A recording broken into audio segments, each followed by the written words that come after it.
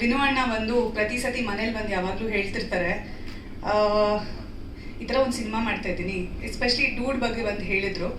So ಈ ಥರ ಒಂದು ಸ್ಪೋರ್ಟ್ಸ್ ಬೇಸ್ಡ್ ಫಿಲಮ್ ಮಾಡ್ತಿದ್ದೀನಿ ಅಂದಿದ ತಕ್ಷಣ ನಾವೆಲ್ಲರೂ ಚಕ್ದೆ ಇಂಡಿಯಾನ ಅಂದ್ವಿ. ಇಲ್ಲ ಇಲ್ಲ ಆ ಥರ ಇರಲ್ಲ ಅಂದರು. ಆಮೇಲೆ ತಮಿಳಲ್ಲಿ ಬಿಗಿಲ್ ಥರ ಇರುತ್ತಾ ಅಂತ ಅಂದ್ಕೊಂಡ್ವಿ. ಇಲ್ಲ ಆ ಥರ ಇರಲ್ಲ ಅಂತ. So we are all very curious. So looks ನಮ್ಗೆ ಅನಿಸ್ಬೋದು ಆ ಥರ ಇರ್ಬೋದು, ಅದೇ ಸಿನಿಮಾದೇ ಬ್ಯಾಕ್ ಡ್ರಾಪ್ ಅಂತ.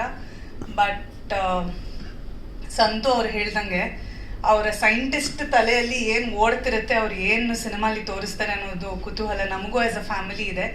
ಆ್ಯಂಡ್ ಈ ಸಾಂಗ್ ನಾನು ಮುಂಚೆನೇ ನೋಡಿದ್ದೆ, ದ ಫಸ್ಟ್ ಒನ್, ಮೊದಲನೇ ಬಂದಿದ್ದು ರೊಮ್ಯಾಂಟಿಕ್ ಸಾಂಗ್ ನಾನು ನೋಡಿದ್ದೆ.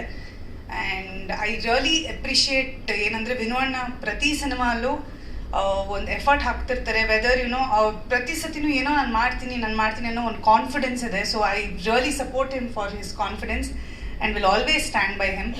ಸೊ ಈ ಸಾಂಗ್ ಲಾಂಚ್ ಮಾಡಿಕೊಡ್ಬೇಕು ಅಂತ ಹೇಳಿದಾಗ ಐ ಸೆಡ್ ಡೆಫಿನೆಟ್ಲಿ ಬಂದೇ ಬರ್ತೀನಿ, I will be there for you ಅಂತ. ಸೊ ಎಂಟೈರ್ ಟೀಮ್ಗೆ, all the lovely beautiful women here, all the very best.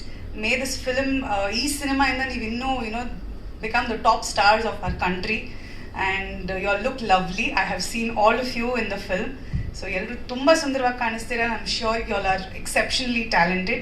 I wish you guys all the very best. Cinema ತಂಡಕ್ಕೆ all the very best, and ಒಳ್ಳೆಯದಾಗಲಿ.